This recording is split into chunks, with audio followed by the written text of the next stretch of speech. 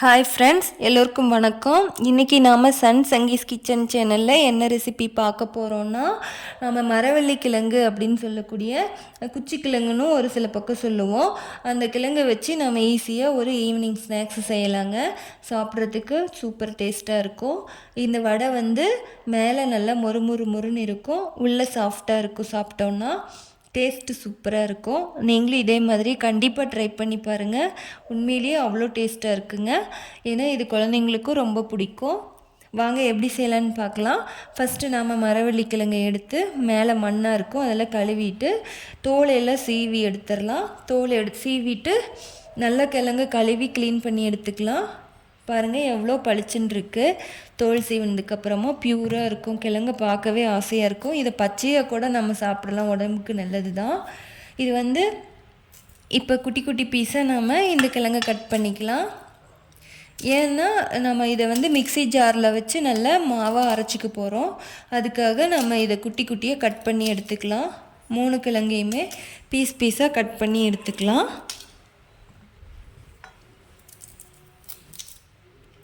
இந்த கிழங்கு எல்லா இடத்துலையுமே நம்மளுக்கு ஈஸியாக கிடைக்கும். எப்போவும் மார்க்கெட்டுக்கு போனோன்னா நம்ம கண்டிப்பாக இந்த கிழங்கு இல்லாத இடமே கிடையாது. கண்டிப்பாக அந்த கிழங்கு வாங்கி நீங்கள் இந்த மாதிரி வடை செஞ்சு சாப்பிட்டு பாருங்கள். கண்டிப்பாக டேஸ்ட் எப்படி இருக்குன்னு கமெண்ட்லேயும் சொல்லுங்கள்.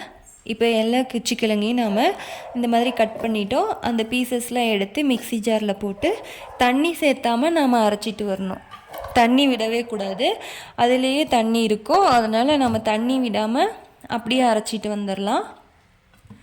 இப்போ நாம் அரைச்சிட்டு வந்துட்டோம். இன்னும் கொஞ்சம் இடம் இருக்குது ஜாரில், அதனால் கொஞ்சம் வச்சுருந்தோம்ல மீதி, அந்த பீசஸையும் அதுக்குள்ளேயே சேர்த்தி நம்ம நல்லா நைஸாக அரைச்சி எடுத்துகிட்டு வந்துடலாம். தண்ணி விடவே கூடாது, தண்ணி இல்லாமையே தான் நம்ம அரைச்சிட்டு வரணும். பாருங்கள் நல்லா அரைச்சிட்டோம். உங்களுக்கு நைஸாக அரைப்படலை அப்படின்னா நீங்கள் ஃபஸ்ட்டு சீவும்போது நீங்கள் கேரட்டில் சீவுவோம்ல, அந்த இதில் வச்சு நீங்கள் கேரட் சீவுற மாதிரி சீவிட்டு அப்புறமா பீசஸ் மிக்சியில் போட்டு கூட நீங்கள் அரைச்சிக்கலாம். கத்தியில் கட் பண்ணாமல் இந்த மாதிரி கேரட் சீவுறதில் வச்சு சீவிட்டு மிக்ஸி ஜாரில் போட்டு அரைச்சா சீக்கிரமாக அரைச்சிடும். அடுத்து இப்போ தேவையான பொருள்லாம் என்னென்னு பார்க்கலாம். நம்ம வடை செய்கிறதுக்கு தேவையான பொருள் என்னென்னு பார்க்கலாம். ஃபஸ்ட்டு நம்ம குச்சிக்கிழங்கு அரைச்சிட்டு வந்துட்டோம். அடுத்தது நம்ம கடலை மாவு 1 கப் எடுத்து வச்சுருக்கோம். அடுத்து கொத்தமல்லி கீரை, 3 பெரிய வெங்காயம், கருவேப்பிலை, சோம்பு, கிராம்பு 3 கிராம்பு தான் வச்சுருக்கேன், பட்டை, அப்புறம் வரமிளகாய் காரத்துக்கு, பூண்டு தொளிச்சு வச்சுருக்கோம், 2 துண்டு இஞ்சி எடுத்து வச்சுருக்கோம். இப்போ நாம் ஒரு குட்டி ஜார் எடுத்து அதில் பட்டை, கிராம்பு, சோம்பு இதை மட்டும் மிக்ஸி ஜாரில் சேர்த்திட்டு இது கூடவே வரமிளகாவையும் சேர்த்திக்கலாம். அடுத்து இஞ்சி, அடுத்து பூண்டு எடுத்து வச்சுருந்தோம்ல அதையும் சேர்த்திட்டு எல்லாத்தையும் குட்டி ஜாரில் சேர்த்திட்டு நம்ம இதை கொஞ்சமாக தண்ணி விட்டு நல்லா நைஸாக அரைச்சி எடுத்துகிட்டு வந்துடலாம்.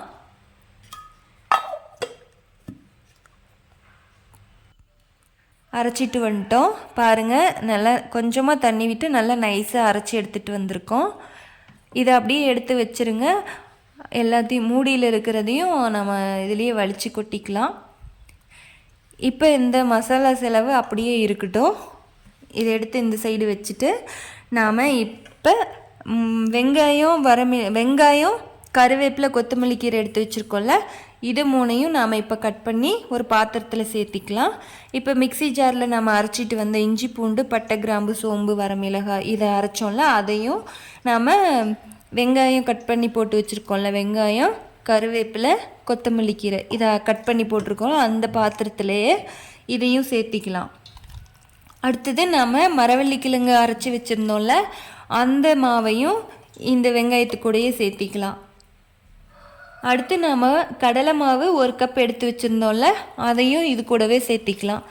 நம்மளுக்கு கிழங்கு ரொம்ப தண்ணி விடுது, தண்ணி எக்ஸ்ட்ரா இருக்கிற மாதிரி கொலன்னு இருக்குது அப்படின்னா இன்னும் கூட கொஞ்சம் நாம் கடலை மாவு சேர்த்திக்கலாம். இல்லை பொட்டுக்கடலை இருந்தாலும் அதையும் அரைச்சி மாவாக இது கூட சேர்த்திக்கலாம். டேஸ்ட்டு சூப்பராக இருக்குங்க. இப்போ மாவை எல்லாத்தையும் நல்லா கலந்துக்கலாம். இப்போ தேவையான அளவு உப்பு சேர்த்திக்கலாம். நாம் உப்பு சேர்த்திட்டு நல்லா மாவை கையிலேயே வச்சு பிசைஞ்சு நல்லா பிசைஞ்சிடணும். ஏன்னா உப்பு அங்கங்கே இருக்கக்கூடாது. நல்லா மாவை பிசைஞ்சு எடுத்துக்கலாம். மாவு நல்லா பிசைஞ்சிட்டோம். பாருங்கள் மாவு இந்த பதத்துக்கு இருக்கணும். எண்ணெய் வந்து அடுப்பில் ஒரு வாணலியில் எண்ணெய் ஊற்றி வச்சு காஞ்சதுக்கப்புறமா எண்ணெயில் ஒவ்வொரு வடையும் நம்ம தட்டி போட்டு பொரித்து எடுத்துக்கலாம். ரொம்ப சிம்பிளாகவும் செஞ்சிடலாங்க. இதுக்கு தேவையான பொருளும் ரொம்ப கம்மி தாங்க. ரொம்ப ஈஸியாக எல்லாராலையுமே செய்ய முடியுங்க. கண்டிப்பாக இந்த வடையை ட்ரை பண்ணி பாருங்கள். டேஸ்ட்டும் சூப்பராக இருக்குங்க. ஒரு ஹெல்த்தி ஸ்நாக்ஸ்னு சொல்லலாங்க. இது குச்சிக்கிழங்கு ஸ்நாக்ஸுங்க. சூப்பராக இருக்குது. குழந்தைங்களுக்கும் ரொம்ப பிடிக்குதுங்க. வடையை நல்லா 2 சைடு திருப்பி போட்டு நல்லா வெந்ததுக்கப்புறமா லைட்டாக கலர் மாறி இருக்கும். வெந்துடுச்சு அப்படின்ட்டு நம்ம கலர் மாறிடுச்சுனாவே எடுத்துடலாம். அடுப்பை வந்து ரொம்ப அதிகமாக வச்சிடாதீங்க, தீஞ்சிடும். கரெக்டான அளவில் வச்சு நல்லா டேஸ்ட்டாக செஞ்சு எடுத்துடலாம். அவ்வளோதான், நம்ம வடை ரெடி பண்ணிட்டோம். மரவள்ளி கிழங்கு, அதாவது குச்சி கிழங்கு வடை நம்ம ஈஸியாக செஞ்சிட்டோம். இது ஒரு சூப்பரான ஈவினிங் ஸ்நாக்ஸுங்க. சாப்பிட்றதுக்கு மொறுமொறுன்னு கிரிஸ்பியாக சூப்பராக இருக்கும். நீங்கள் ட்ரை பண்ணி பார்த்துட்டு டேஸ்ட் எப்படி இருக்குன்னு எனக்கு கமெண்ட் பண்ணுங்கள். கண்டிப்பாக இந்த வீடியோ பிடிச்சிருந்தா சப்ஸ்கிரைப் பண்ணுங்கள் ஃப்ரெண்ட்ஸ்.